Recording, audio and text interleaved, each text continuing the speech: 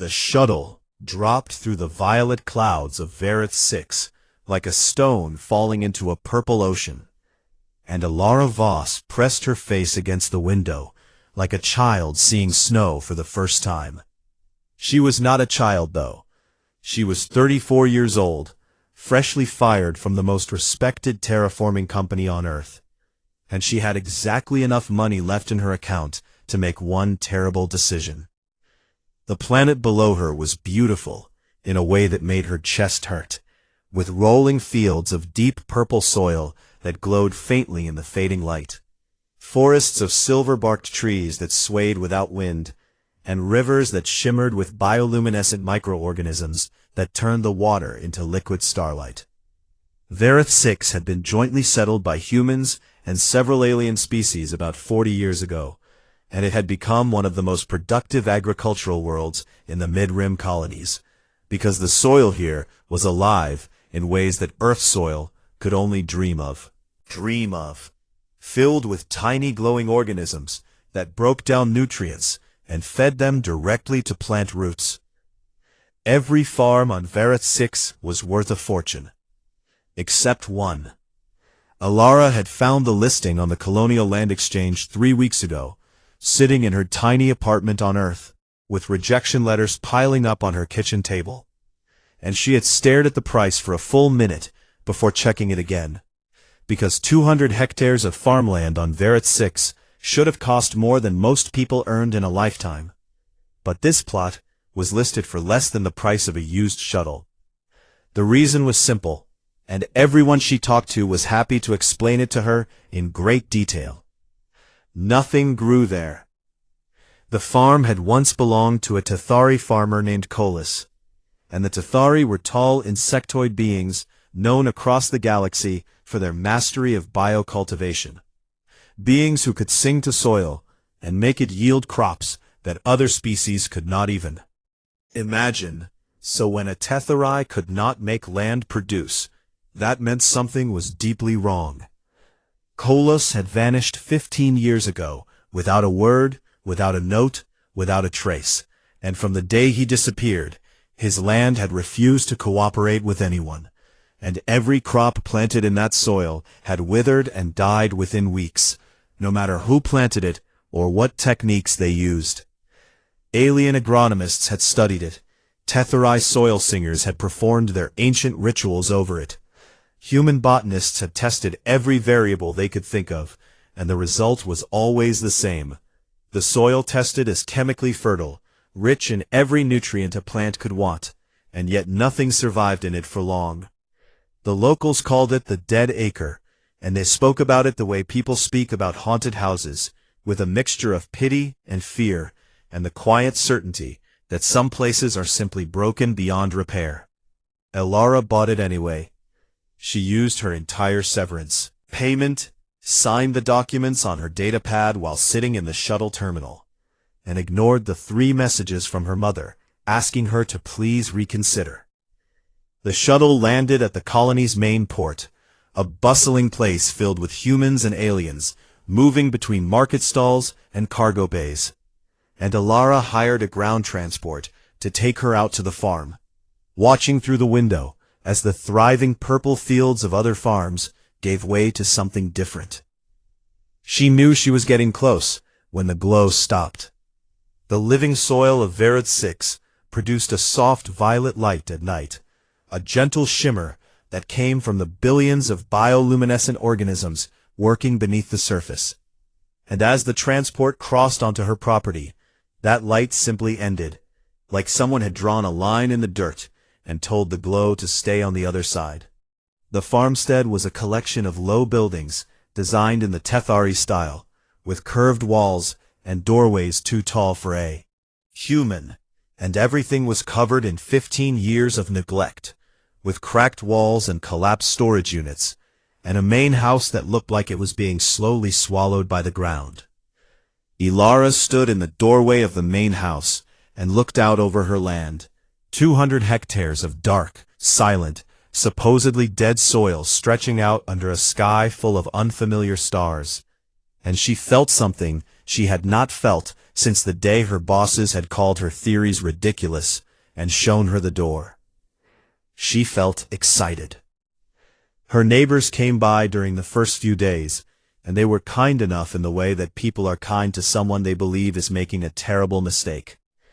A human couple from the next farm over brought her food and told her the story of the last 3 people who had tried to work the dead acre, all of whom had given up within a year.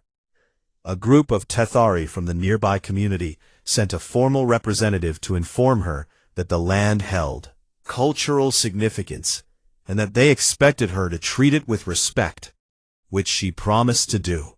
A short, fur-covered Kesari merchant named Duvo showed up with a cart full of supplies she had not ordered, and a cheerful grin that showed too many teeth.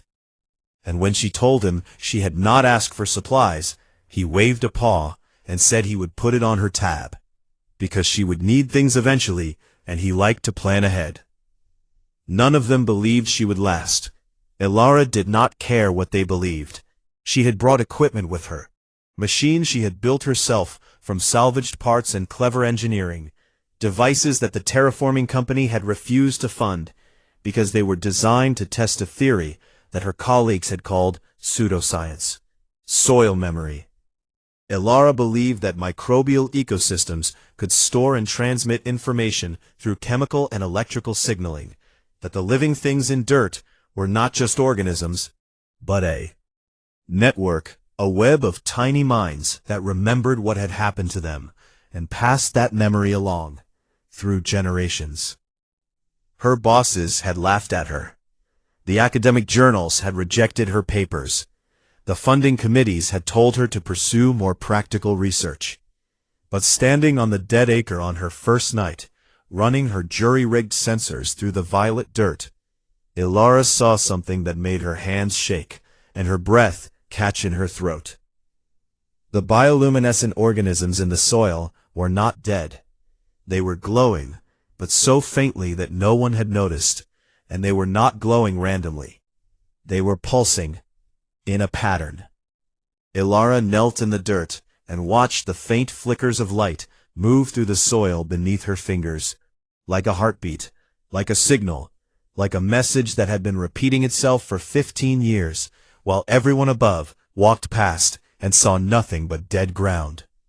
She pulled out her datapad and began recording, her fingers flying over the screen, her eyes wide in the darkness, and somewhere deep inside her chest, in the place where stubbornness lived right next to hope, a fire that the terraforming company had tried to stamp out roared back to life.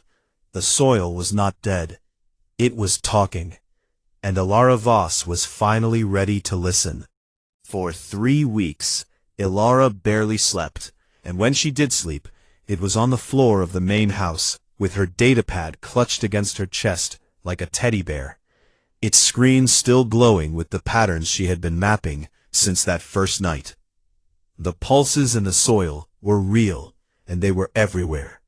She had placed sensors across the entire 200 hectares, small devices she had built from parts that were never designed to work together, held in place with stakes and wire, and a stubbornness that her mother would have recognized instantly.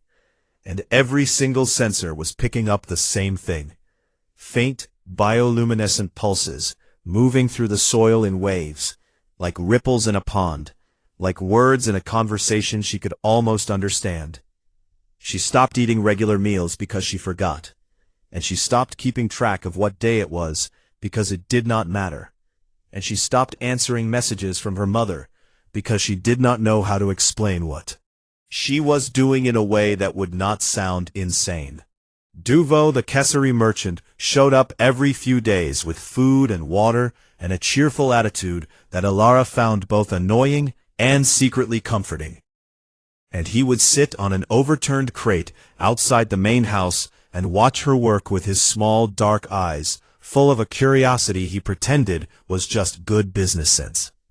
"You look terrible," he told her one morning, his fur rippling in the way Kesari fur did when they were being honest. "And I say this as someone who wants you to stay alive long enough to pay your tab."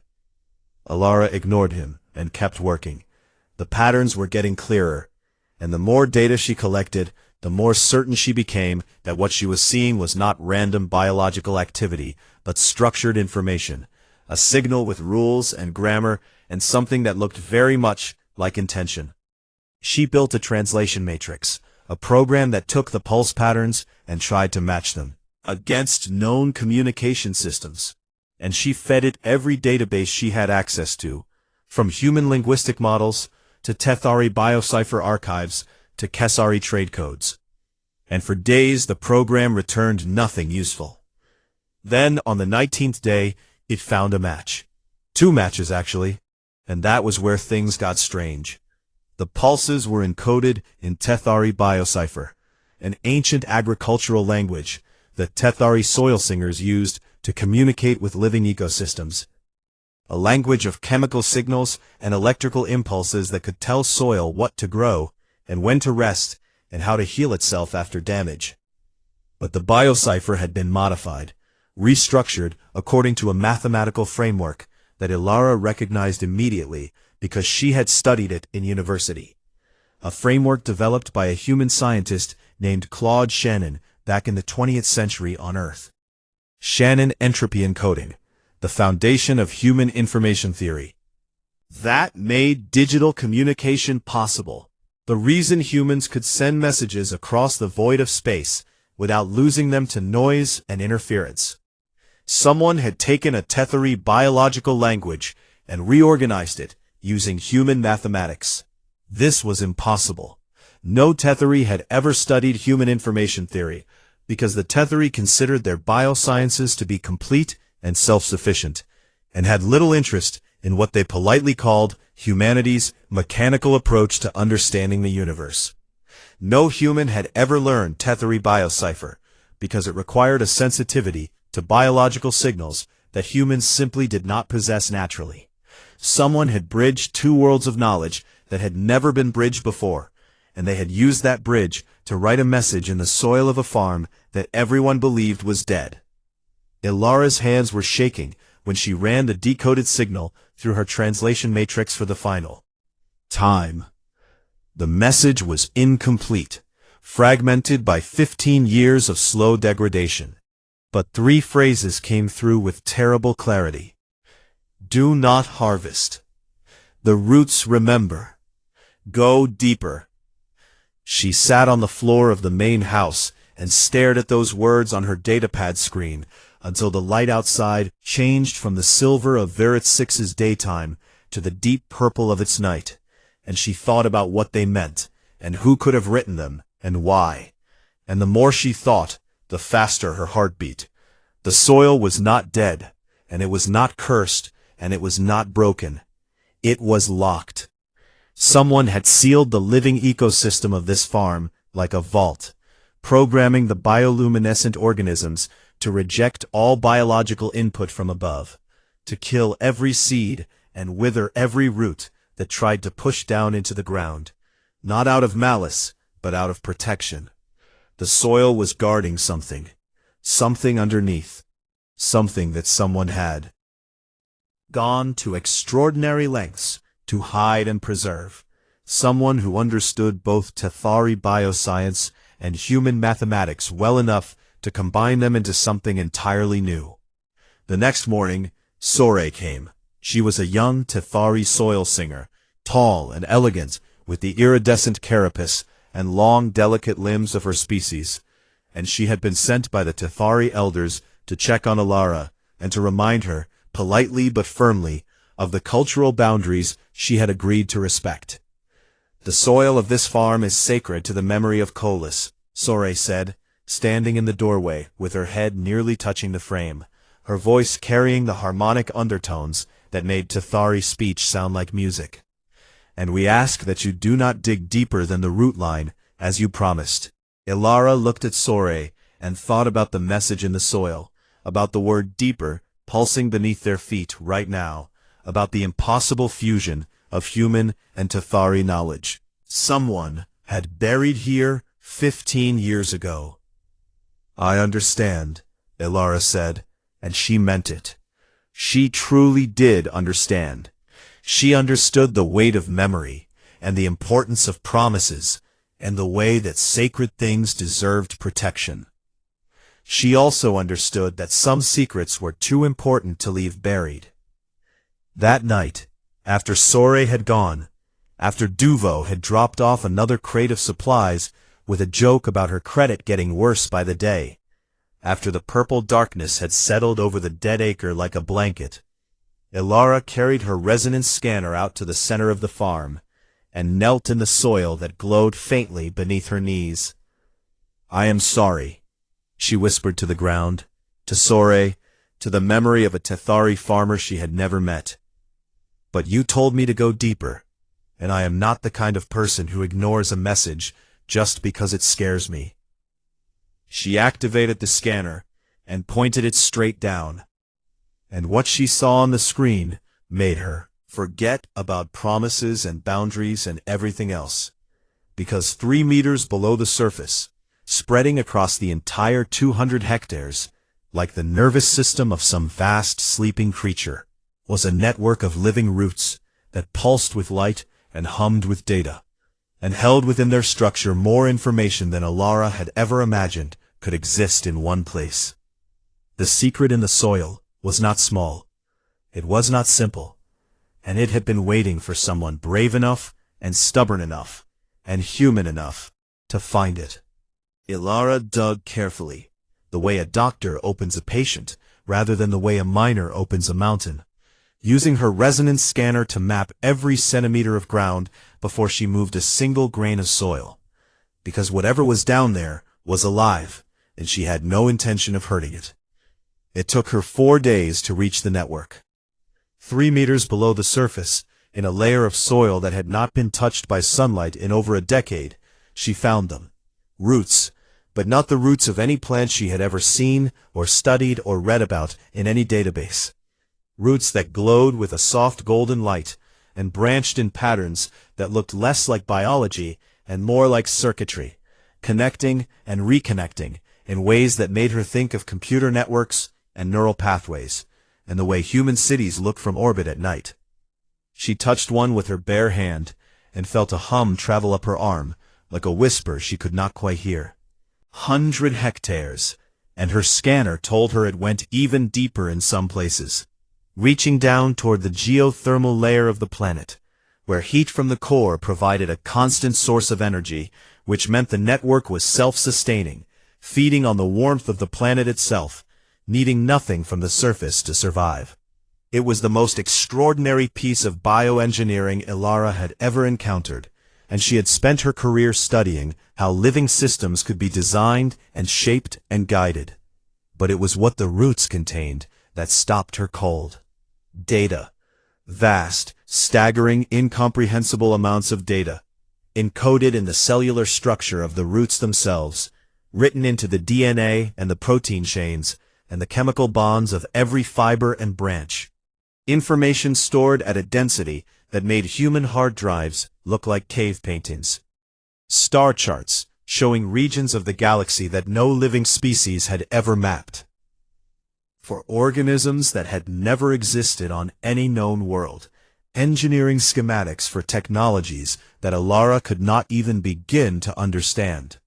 Histories written in a language that predated every civilization currently alive in the galaxy.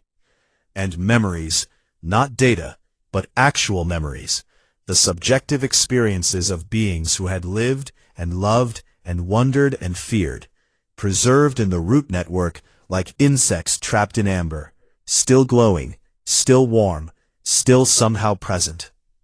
Ilara sat in the dirt next to her excavation and cried, not because she was sad, but because she understood the scale of what she had found, and it was too big for her, too important, too heavy for one person to carry alone.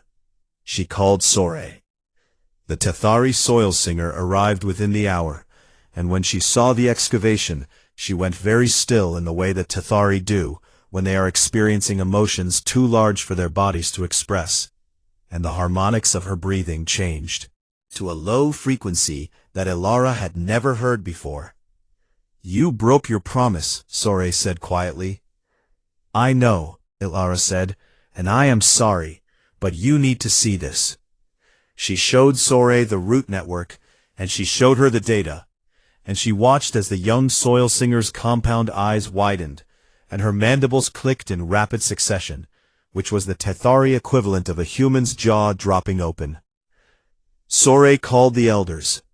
They came in a group of 5, ancient Tethari with carapaces dulled by age, and limbs that moved slowly, but with the precision of beings who had spent centuries learning to be careful.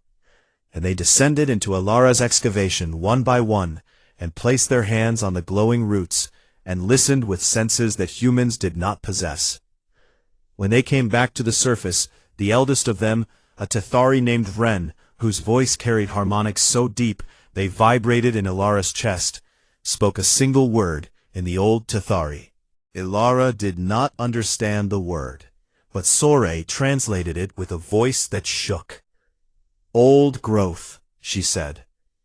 It was a forbidden technique, Sore explained, her usual composure cracked, and her hands trembling as she gestured in the way Tethari do when words are not enough. A method of embedding knowledge into living biological systems that the Tethari had outlawed centuries ago because they believed it was a form of enslavement, forcing the soil and the roots and the living earth to carry burdens that did not belong to them. The elders had recognized it immediately, but they had also recognized something else, something that frightened them even more. The data in the roots was not Tethari. It was older, impossibly older, and it belonged to a species called the Verith, a civilization that had existed on Verith 6 millions of years before the Tethari or the humans or anyone else had arrived, a civilization so ancient that they had risen and fallen and turned to dust, while the ancestors of every currently living species were still swimming in primordial oceans. The Tethari had found traces of the Verith when they first colonized Verith 6, Vren told Ilara, and they had kept it secret because they feared what the galactic powers would do if they knew. Feared that the Dominion and the corporations and the military interests would tear the planet apart, searching for Verith technology. And so they had buried the truth and hoped it would stay buried. But Colas had found more than traces. Colas, the farmer who had lived on this land and worked this soil and vanished 15 years ago, had discovered the Verith archive itself, a vast repository of knowledge left behind by a species that had seen the stars when the galaxy was young. And he had discovered that the archive was dying, degrading after millions of years, its data crumbling like old paper, and that within a generation, everything the Verith had ever known or been, dreamed would be lost forever. So Colas had done something unthinkable. He had used the forbidden old growth technique to merge himself with the root network, to become part of the living system, to pour his own consciousness into the archive as a stabilizing force, a guardian, a living error correction system that could hold the ancient data together through sheer force of will. But old growth alone was not enough, because the Tethari had abandoned the technique precisely because it was flawed, because biological systems degraded over time, because entropy always won in the end. Unless you had a way to fight entropy. And Colas had found that way, not in Tethari science, but in the science of his human neighbors, in the mathematics of information theory that humans had developed to send signals across the emptiness of space, in Shannon encoding and redundancy protocols, and error correction algorithms that were designed for one single purpose: information against the forces that sought to destroy it.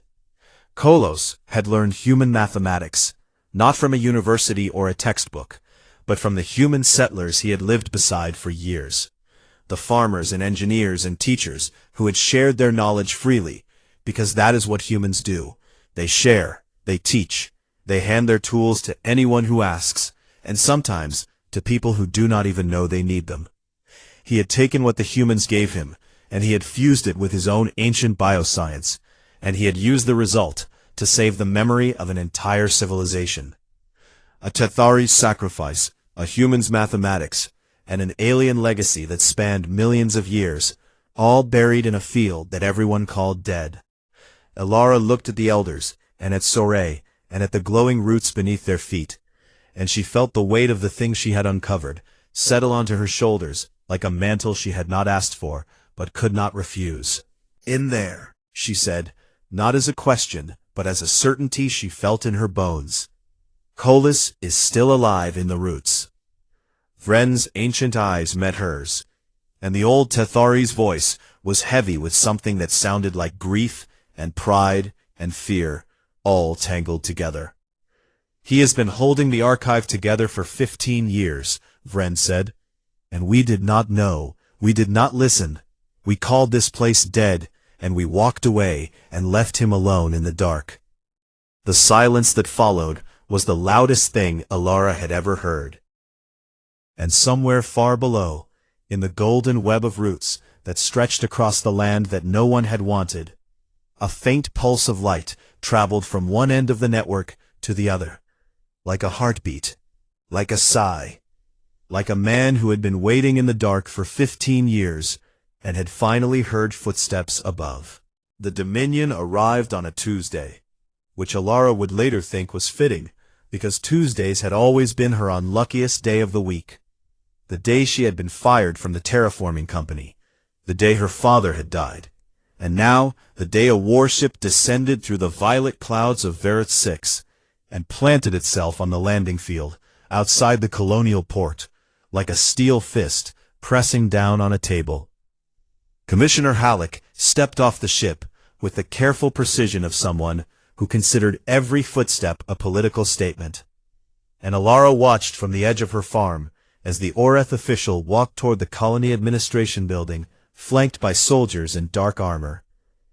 The Unearthed were a species that had evolved on a world of endless bureaucracy, or at least that was the joke humans told about them, tall and pale, with smooth, featureless faces, and eyes like polished stones that reflected everything and revealed nothing. And Halleck was a perfect example of his kind, cold and efficient, and utterly certain that the galaxy belonged to those who filed the correct paperwork.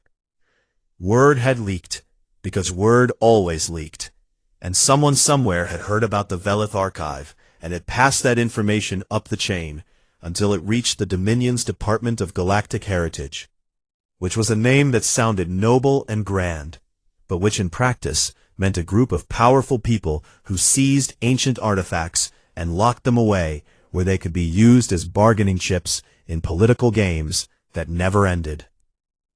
Halleck came to Alara's farm on the second day, walking across the dead acre with his soldiers behind him and his datapad held in front of him like a shield, and he looked at the land and the farmhouse and the excavation site with the expression of someone inspecting a mess that a child had made.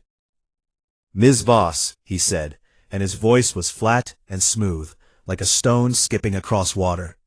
"I am Commissioner Halleck of the Dominion Department of Galactic Heritage, and I am here to inform you that this property has been designated a restricted heritage zone under Section 14 of the Galactic Preservation Act." "This is my land," Alara said. "This land contains pre-civilization artifacts of galactic significance," Halleck replied without blinking. "And under the Act, all such artifacts are the property of the Dominion, to be extracted, catalogued, and preserved in secure facilities for the benefit of all species."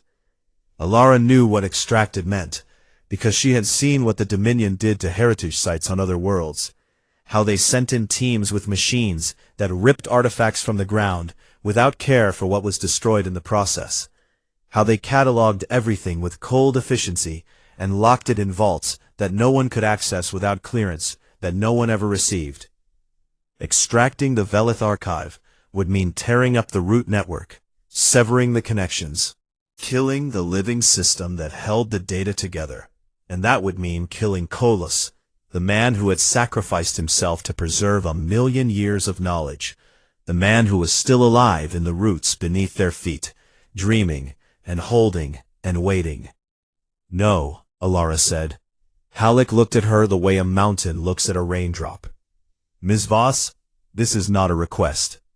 The soldiers moved forward, and for a terrible moment, Alara thought they would simply push her aside and begin the extraction right there. But then a voice rang out across the field, high and sharp and surprisingly loud for someone so small.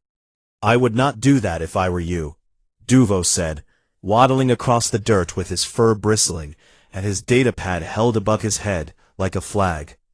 "Because I have just filed an interspecies commerce injunction with the Colonial Trade Authority, and if you touch so much as a grain of soil on this property before the injunction is resolved, the Kasari Trade Guild will bring a formal complaint against the Dominion, and you know as well as I do that the last time someone annoyed the Trade Guild, the tariff negotiations took 17 years.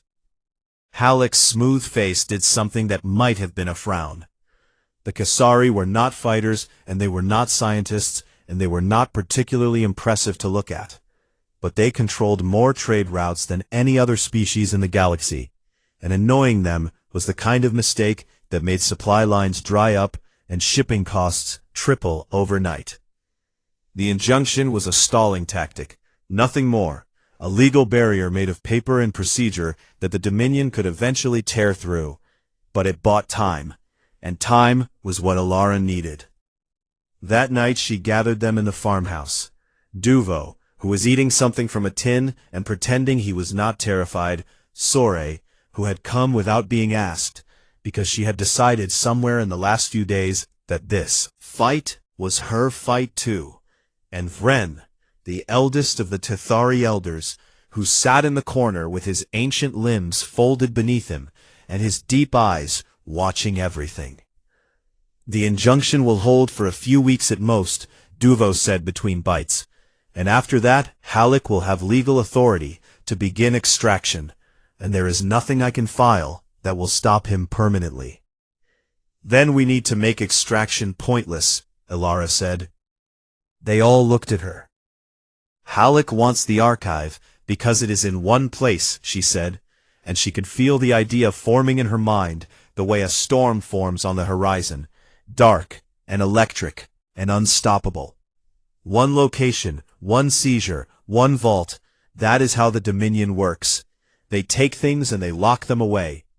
But what if there is nothing to take? What if the archive is not in one place anymore?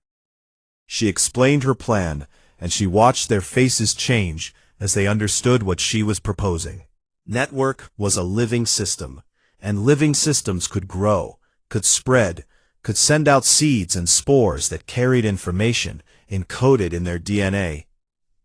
And if they could program the archive to distribute itself, to copy its data into new root networks on other worlds, into mycorrhizal systems and fungal networks, and every living web of roots and fibers that existed across the galaxy, then the Verith legacy would no longer be something that could be seized. It would be everywhere. It would be ecology. It would be unkillable. "That is insane," Duvo said. "That is beautiful," Sore whispered. "That is impossible," Vren said slowly, "unless you can communicate with the root network directly, unless you can reach Colas and convince him to initiate the distribution, because he built the system, and only he understands it well enough to unlock the archive and set it free." Alara felt the weight of what Vren was saying settle over her like cold water. Hyolis had been merged with the root network for 15 years. His consciousness dissolved into a web of living data.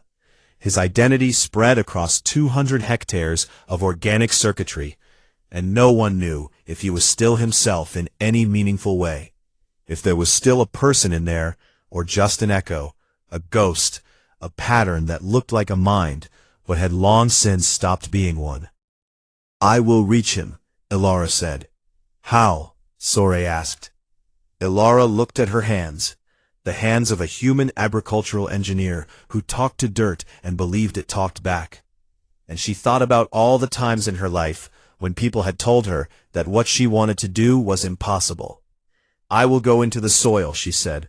"I will build an interface, and I will go down into the root network, and I will find him, and I will talk to him, because that is what humans do. We talk to things. We talk to the void, and to the stars, and to the earth beneath our feet. And sometimes, against all logic and reason, the thing we are talking to answers back. The room was quiet. Duvo put down his tin. Sorei's mandibles clicked softly. Vren looked at Elara with his ancient deep eyes, and for the first time since she had met him, the old Tethari smiled, which was a strange and wonderful thing to see on a face made of kitten and compound eyes. "Humans," he said, and the way he said it was not an insult or a compliment, but something in between, something that sounded like wonder. Outside, the Dominion warship sat on the landing field like a threat made solid, and Commissioner Halleck sat inside it, reviewing legal precedents with the patience of someone who knew that time was on his side. He was wrong about that, but he did not know it yet. Elara built the interface in 2 days, which was not enough time, but was all the time she had, soldering together a device made from her resonance scanner and a neural feedback loop she had designed, using human neuroscience papers and Tethari biocipher protocols, and a desperate creativity that came from knowing that failure meant the death of a man who had already given everything he had. The device was ugly, a tangle of wires and organic components, and salvaged circuit boards, held together with adhesive tape and hope. And when Sorey saw it, she said it looked like something a child would build from garbage. And when Duvo saw it, he said it looked like something that would kill anyone who used it. And when Vren saw it, he said nothing at all, which was worse. Elara lay down in the excavation beside the glowing roots at midnight, with the purple sky of Verith 6 above her, and the warmth of the planet's core below her, and the weight of an entire civilization's memory pressing against her from every direction. Sorey knelt beside her to monitor her vital signs, and Duvo stood at the edge of the excavation with a medical kit he had no idea how to use.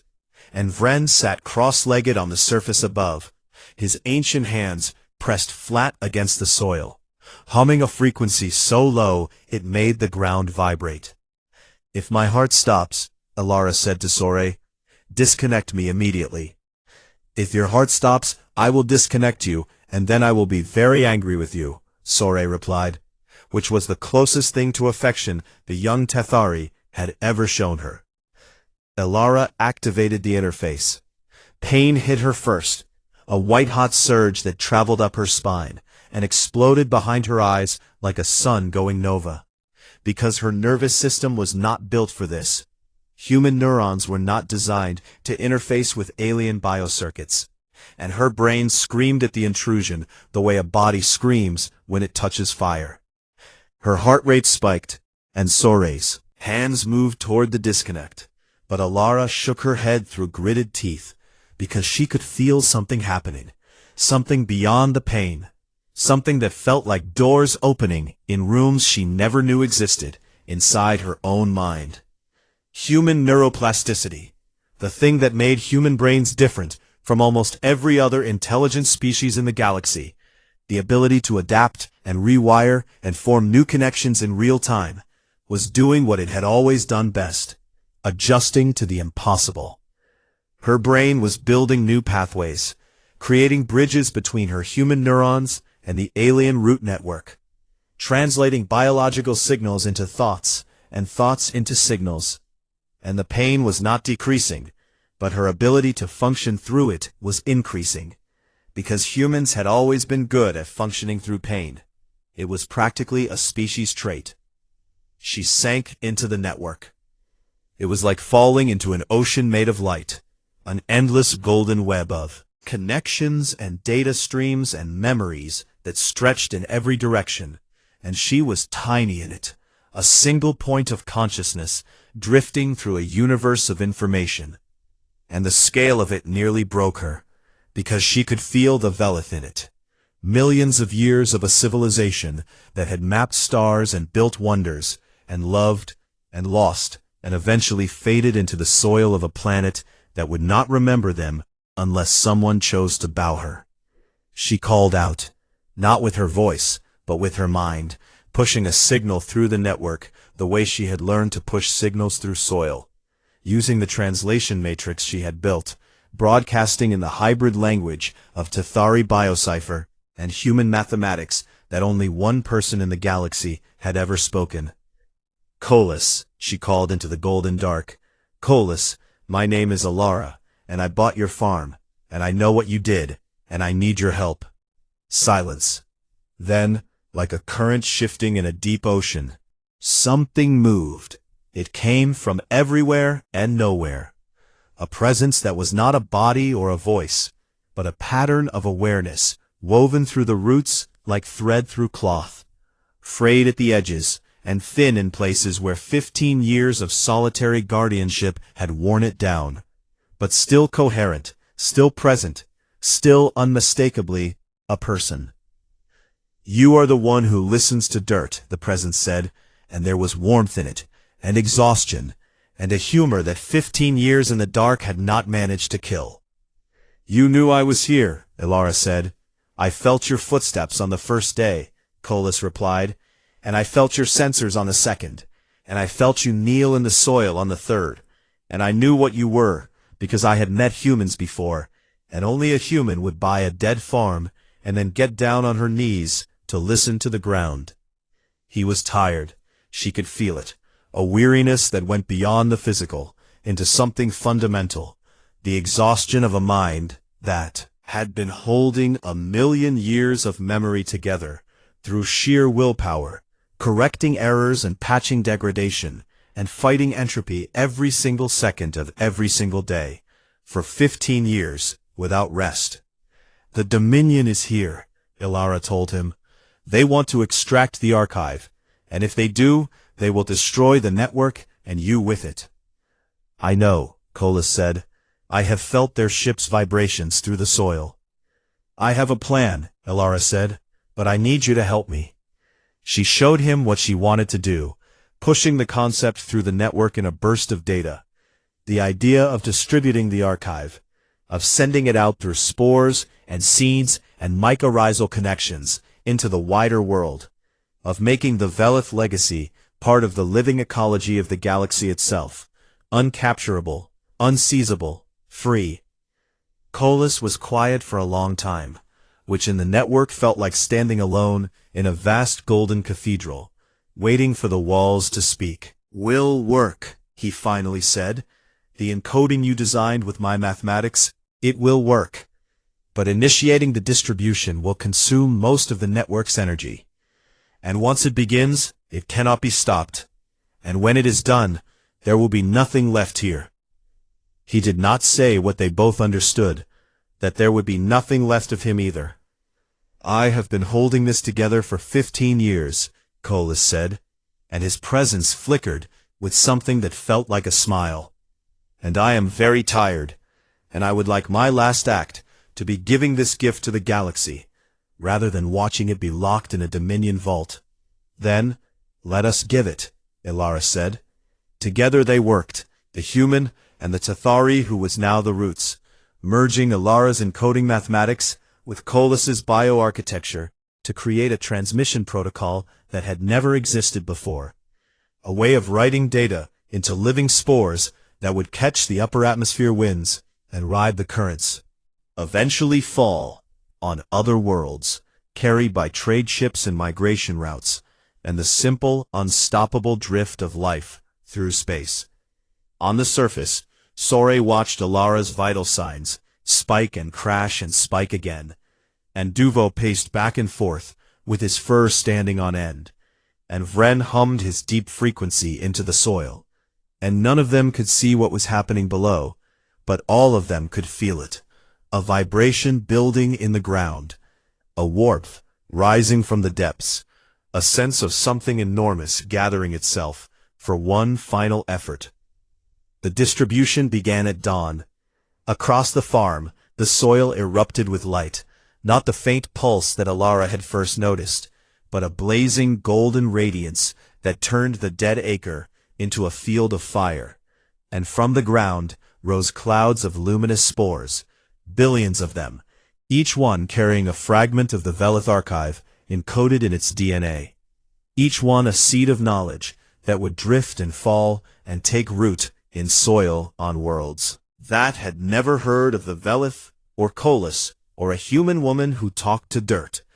Commissioner Halleck arrived with his extraction team 30 minutes later, and he stood at the edge of the farm and watched the spores rising into the violet sky with an expression that started as confusion and ended as fury. "What have you done?" he demanded. "I have done nothing," Ilara said, sitting in the dirt with tears on her face and a smile that could have lit up the dark side of a moon. The soil decided to share. There was nothing to extract, nothing to seize, nothing to lock in a vault, because the archive was no longer in one place. It was in the air and the wind and the upper atmosphere. It was already spreading, already drifting, already beginning a journey that would take years and decades and centuries, but that could not be stopped by any force short of killing every living thing in the galaxy. Halleck threatened her with imprisonment, and Duvo's injunction held. And the Tethari elders gave public testimony about the Verith that turned the situation into a galactic media event. And the Dominion found itself unable to act against one human farmer without confirming to every species in the galaxy that they had intended to suppress the legacy of an ancient civilization for political gain. The commissioner left on a Thursday, which Ilara thought was appropriate because Thursdays had always been her luckiest day. In the weeks that followed, Ilara and Soray worked together on one final task, carefully extracting a small node from the fading root network. A seed that contained the essence of who Colas had been. Not a resurrection, but a beginning. A chance for the Tethari who had given everything to continue in some form. They planted it in the center of the farm. Months passed. The dead acre was no longer dead. A tree grew where the seed had been planted, a species no one had ever seen before, with bark that shimmered, with golden bioluminescence, and branches that hummed in frequencies that made Tethari soil singers weep and human hearts beat faster. And around the tree the soil came alive again, releasing its lock, accepting seeds, producing crops for the first time in 15 years. Settlers came from across Verith 6 to see it. Humans and Tethari and Kesari and a dozen other species, standing together in a field that had once been called cursed, and was now the most alive place on the planet. Soray stood beside Ilara one evening as the purple night settled over the farm, watching the tree pulse with gentle light, and she asked the question that she had been carrying since the day Ilara had first knelt in the dirt and refused to believe it was dead. "How did you know?" Soray asked. "How did you know to listen, to dig, to keep going when everyone told you to stop?" Ilara looked at the tree, and at the soil, and at the sky, where somewhere far above, luminous spores were still, drifting toward the stars, carrying the dreams of a civilization that had died 1,000,000 years ago, to worlds that would remember them forever. "Humans are stubborn," she said, "and I have always believed the soil has something to say." Far above Verith 6, invisible to the naked eye, a cloud of golden spores caught the solar wind and began to spread, drifting outward toward the galaxy like dandelion seeds blown from the hand of a child, each one carrying a piece of an ancient world, each one a promise that the Verith would not be forgotten. And across the surface of the planet, in scattered patches of wild land and untended fields and quiet places where no one thought to look, faint golden pulses began to flicker in the soil, one by one by one, like candles being lit in a dark room, like stars coming out at night, like a story that had waited 1,000,000 years to be told, finally finding the voices it needed to be heard. It had taken a Tethari sacrifice to preserve the memory. It had taken a Kesari's cleverness to buy the time. It had taken the Tethari elders' courage to speak the truth. But it had taken a human to kneel in the dirt and listen. Because that was the thing about humans that the galaxy kept forgetting and kept having to learn again. They were not the strongest species, and they were not the fastest, and they were not the most advanced. But they noticed things that others missed, and they refused to quit when any sensible being would have walked away. And they had this strange, irrational, beautiful faith that if you talked to the universe long enough, eventually the universe would talk back. And sometimes, against all logic and reason and probability, it did.